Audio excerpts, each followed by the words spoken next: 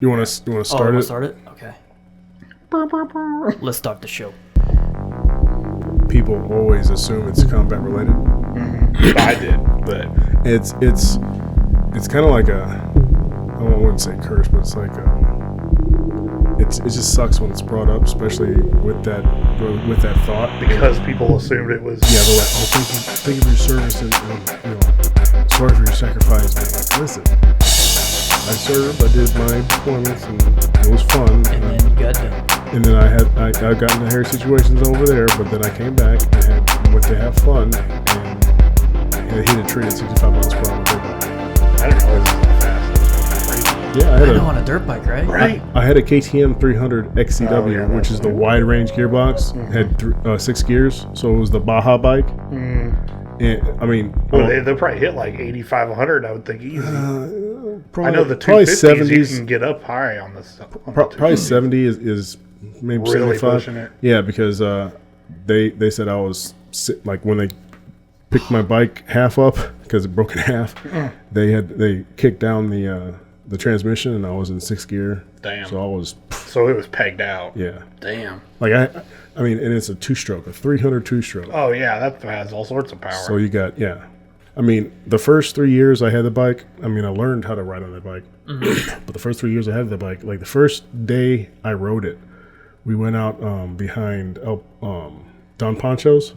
They were just building like houses. I remember that. Yeah, they just have dirt back there. Yeah, so we would go there, and that's how I learned to ride a dirt bike. And anyways, that day I was like feeling kind of sick and not 100%. I shouldn't have rode if I wasn't 100%, but I did anyways. And I was going around this berm, and I'm like, yeah, okay, cool, okay, that's how you lean into it, you know. And next thing I know, I'm like running. I'm like, what the fuck? And I see my bike go off the berm like it was a jump and land, boom. Like, shit. So I looked, picked it up. The kidney pipe for the 2-stroke engine, you know, that tunes the engine. Like different shapes tune the power band differently. And it had landed on that and it crushed it. Well, cool. I didn't need all that power anyways because I was just learning how to ride a freaking motorcycle, you know? So it was really tamed down for me for like the first 3 years. And then you got it fixed. Yeah, it started. And then you're like, oh, I got all this power now, yeah. Yeah, like I was used or I was so used to it, you know, I needed more power. I was already at that level, like, okay, I need more power now to do this hill climb or to do this, whatever. And I ordered a new FMF kidney pipe, put it on there, and the first time I went, brr, it scared me. Like just a little bit made me. Yeah, it's probably going from like a 250, like a 250 Ninja 250 or something to like a Busa. It was probably like shit tons of power. Especially because that bike's so light. Their bikes are extremely light.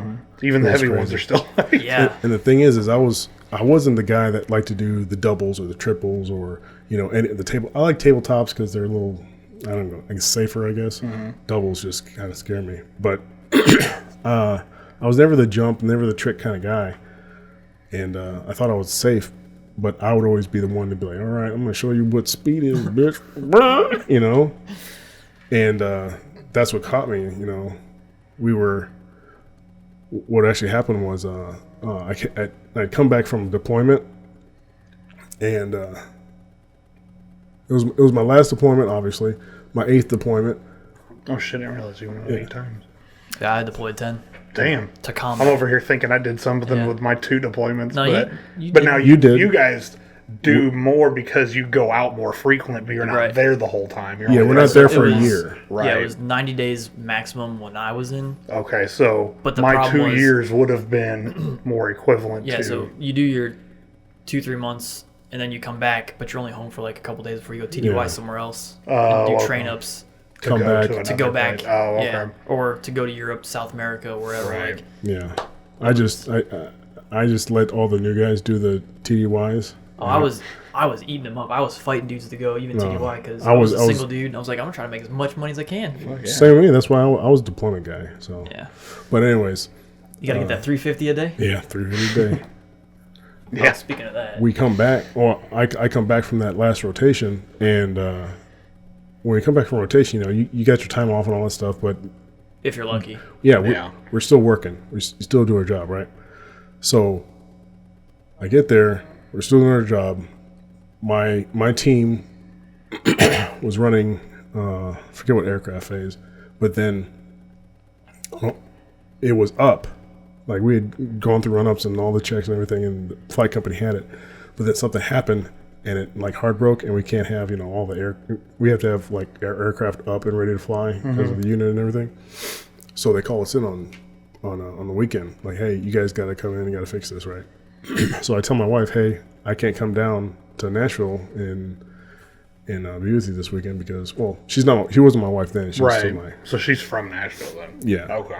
And I was like, I can't come down this weekend. I got to work, so just go get overtime. She worked at Vanderbilt. Oh, okay. Actually, in the ER. So we work all day, like literally, like day and into the night on Saturday. And Sunday, we got done super early. And I'm like, hey, guys, you want to make the most of this this weekend? Let's go ride our bikes, because like our whole team got into trail riding and like motocross, stuff like that, all at the same time. It was pretty funny.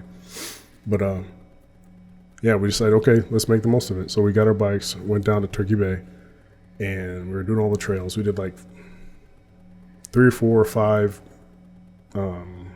loops of all the trails, and we were about ready to leave. We're like, all right. And then I was like, hey, why don't we all take a group picture? And I'm like, okay, well, let's go all in our gear again, get on our bikes, and then take a group picture, and that's it. So we got on our gear, got on our bikes, and had someone take our picture that was there. And fucking brain fart. How the hell does that happen? Damn TBI. But then picture was taken, group photo. I'll probably put it up there or something. But that's the last thing I remember. Apparently, after the group photo, I said, hey, since we're all in our gear, why don't we just go for one more loop of the trails and then pack up and head home? And everyone was like, okay, cool. So we did the trails. And I don't know if you've been out at Turkey Bay. The gravel access road that's on the back side of that shed. Yeah, but it comes out to where the parking lot or parking area is. After we get off the trails, yeah, okay, I know what you're talking about. Where the camping area and stuff is. Yeah, we'd hit that gravel road back to the parking area to load our bikes up. Right. And every time we hit that gravel road, like for all day, I would just leave everybody in my dust, kick Roost up, and put pebbles in their face and shit. I did it that time too. And when the dust kind of cleared and everyone was riding, like they saw my bike in 2 pieces on one side of the road, and they saw me on the other side of the road. Oh shit! And they saw the bark like hanging off the tree from where I went over the handlebars and hit. So apparently, I was going like 60, 65 miles per hour. The skid mark was only like 6 feet, so I didn't have time to react. I hit the tree. When I hit the tree, the what is that called? The fork, triple fork, of the holds the front struts of the bike. Triple tree. Yeah, triple tree. Yeah. Completely shattered that shit. That's why my bike was like in 2 pieces. So the forks and the front tire on one side, and the rest of the bike was on the other. No, it looked like a chopper. Oh shit! Yeah, it looked like a chopper. But I went over the handlebars, and that's usually what happens when you hit something head on. And a lot of times what happens is you break your femur going over the handlebars. You hit the handlebars, and that's what happened. It snapped my femur clean in half, and that knocked me out. It had to have. And I kind of like did like a spear tackle on the tree, and I broke the clavicle. And and you learned that you weren't Goldberg. Yeah. Or what's that other dude? The younger guy. Is there a younger one that's doing him? He would just spear tackle, and like do a whatever. Yeah. Anyways, he was like a meme for a while too. John Cena. That's right. No, not John Cena. Not John Cena. The other guy. He's a little thinner than John Cena. Black hair. He wore like Hardy Brothers. No, not Hardy. I haven't watched. Okay, so the last time it's been a hot minute since this. Hold on. We're going. Let me finish. Oh yeah. Tangent 3. No. Yeah. So, anyways, back to it. my bike is like a chopper in 2 pieces. Shouldn't look like that. I went over the handlebars, snapped my femur, and broke my collarbone and my shoulder blade. And those are the only 2 bones that hold your arm on your body. Everything else is meat.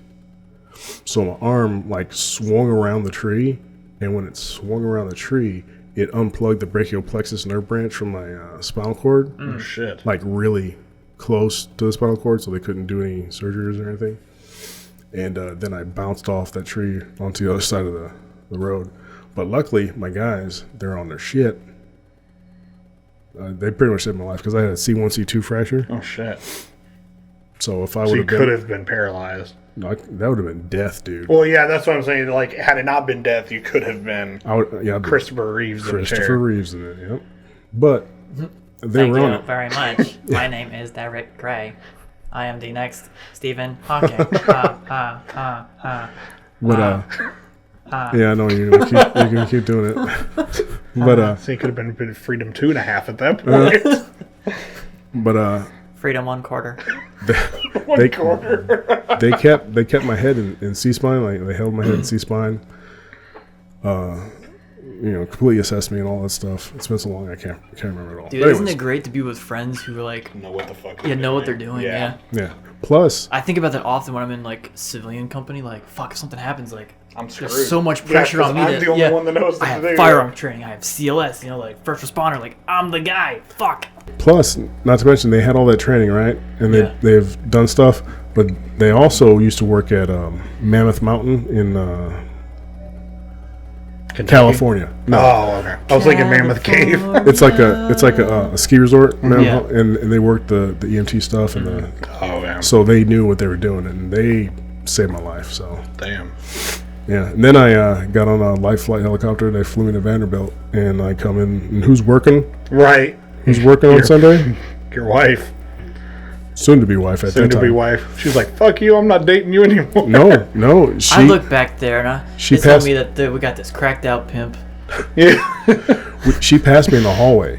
Like they had brought me in through the they were coming down the hallway. She was coming out of the bathroom. She passed me. She thought I was just like a Mexican gangbanger, like some brown pride dude that got shot up in Nashville. Because I see a lot of that, Yeah. And she was like, whatever. And she's walking past this office. She never answered the phones, but for some reason she answered the phone that day, and she's like, hello, can I help you? And it was my buddy. He's like, hey, has Derek arrived? She's like, wait, who? And of course, they're saying my full name. She's like, I gotta call you back. She just hangs up. She's talked to him before, But it didn't click as to who he was when. yeah. So she hangs up the phone. She goes right to the ICU area where they're like prepping me for everything, and she's like, oh my god, that is him. And they're like, do you know him? Because we don't have an ID. She's like, yeah, that's my boyfriend. His name is They're like, does he have any identifying marks? She's like, yeah, he's got a tattoo right here, and this is what it is. And I didn't know you had any tattoos either. yeah, I got a tattoo on my shoulder, on my Right here. strong hand. But Buscando Nemo. ¿Dónde está mi hijo Nemo? Yo no sé. so yeah, she identified me and everything, and she lived at the hospital for the whole time I was there. Damn. And a week later, they got married. We got married when I was in the rehab hospital. Oh, shit. So So it wasn't really that far off then. I spent a month in ICU, month regular hospital room area, and then I did a month of rehabilitation, like Damn. learn how to walk and talk right. And Because stop taking drugs. no, Obviously, now he still does it. Yeah, So. you went to rehab, bro. yeah, I went to rehab, but not. Did you see That Lindsay was Lohan good there? rehab. No, while I was in rehab, like I was, because of all the injuries that I sustained, I was in a lot of pain, obviously, right? So at night, to people go to sleep, they authorized me morphine. I think it was like 4 milligrams of morphine. But what they would do is they'd take solution, they would dilute the Right. morphine in there, and then slowly inject it. And I had a PICC line put in right, goes right to the heart. So whatever they put in the line, it just Straight to the vein, yeah. one night, the nurse, they had a code in one room. She's like, I don't have time to dilute this and give it to you slow. I got a code. I got to go. This is going to burn. And I'm like, say what? She put in there pure, like 4 milligrams, pure morphine. Just, You never catch the dragon. No, you don't. Directly to my heart. Holy motherfucking balls. I bet. I understand why there are a thing called drug addicts. I completely understand it. That was the most blissful. Yeah. Did you hear Led Zeppelin? My whole every cell in my body was having an orgasm at the same time. That's what it feels like. Wow. He came back, he had a big old puddle on his lap, and she's like, I don't know what happened. It was I need water. Yeah. It was fucking amazing. Like, you know that old 1990s SNL skit where that old lady, like always had a neck brace on, and she's always taking pills, and she'd like have a stroke and come through. Yeah. Yeah, that's how I felt when I was going out for the morphine. I'm like, oh, I'm gonna fight it. I'm like, oh my god. Couldn't fight that shit. I was done. Damn. The best feeling in my life. Now, Suck your dick. Right, yeah. Now, had you got addicted to that, there would have been a lawsuit and a half from Vanderbilt. well, see, the thing is, I don't have that addictive personality, I guess. Right, yeah. But I'm saying, had that happened, Yeah. had it been somebody else, you'd Yeah. be like, well, you got me addicted to morphine, so now I'm going to sue the shit out of you. Well, yeah, and back then, that's right when the opiate crisis was starting hitting Full real hard. swing. So yeah, I could have been real bad, but that was the best. Oof, I can't. That's like the first few times I smoked weed. I was like, dude, that's the best sleep I've ever had in my whole life. I tried, like, I'm on medicines, now, or Right. whatever, but of course, when you get out the army, you're like, there's two things you have to do. You have to grow a beard and you have to smoke a joint. Yep. Those are the two things that are, like, required once you get your DD-214, right? So Then you go try to get a job, and you're like, fuck, I gotta wait 2 or 3 weeks. I was like, bing, beard, check. I was like, When I signed out, I didn't even shave because I was on terminal. Yeah.